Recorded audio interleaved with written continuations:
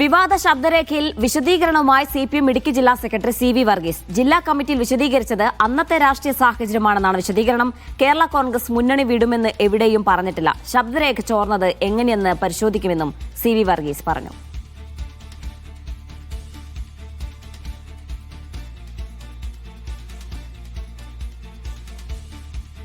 കേരള കോൺഗ്രസ് മുന്നണി വിടുമെന്നൊന്നും പറഞ്ഞിട്ടില്ല. മുന്നണി വിടുമെന്ന് അവർ പ്രഖ്യാപിച്ചത് സംബന്ധിച്ചില്ല.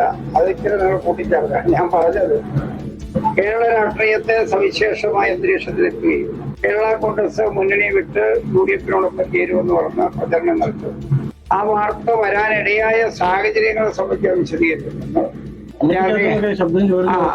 നിങ്ങളുടെ ആളുകൾ ആരെങ്കിലും ഒക്കെ ഞങ്ങളുടെ കമ്മിറ്റിക്കകത്തുണ്ടാവും. അതിപ്പോ എല്ലാം നല്ല കേരള കോൺഗ്രസ് ബൂർഷാ പാർട്ടിയെന്ന് ഞാനൊന്നും പറഞ്ഞിട്ടില്ല. അത് നിങ്ങൾക്ക് തോന്നുന്നത് ഭയങ്കര ബൂർഷാ പാർട്ടി ആണെന്ന് ഒരു ഭാഷയില്ല. ഞാൻ വളരെ കൃത്യ ചർച്ച പറഞ്ഞു പറഞ്ഞിട്ടല്ല. ഇപ്പൊ ഞങ്ങളുടെ അല്ല ഇടുക്കി മണ്ഡലത്തിൽ ആരെങ്കിലും നിങ്ങളെ ഇനിയിപ്പോ ആരാണ് നിങ്ങളുടെ ജീവനക്കാരാണ് ഞങ്ങളുടെ കമ്മിറ്റിയോട് അന്വേഷിക്കാത്തത്.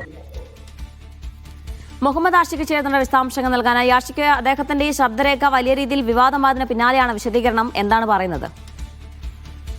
ദിവ്യ, ഇതുമായി ബന്ധപ്പെട്ടുള്ള ഈ ശബ്ദരേഖ മീഡിയ വൺ ആണ് ഇന്ന് രാവിലെ പുറത്തുവിട്ടത്. ആ ശബ്ദരേഖയിൽ CV വർഗീസ് വ്യക്തമായും തന്നെയും പറയുന്നുണ്ട്, LDF ആലോചിച്ച കേരള കോൺഗ്രസിൽ റോഷി അഗസ്റ്റിനെ ഉപയോഗിച്ചുകൊണ്ട് ആ രാഷ്ട്രീയ നീക്കം തടഞ്ഞത് CPM ആണ്. അത് ജില്ലാ നേതൃത്വത്തിന്റെ രാഷ്ട്രീയ നേട്ടമാണ് എന്ന് വ്യക്തമായി തന്നെയും പറയുന്ന ശബ്ദരേഖയാണ് പുറത്തു വന്നത്.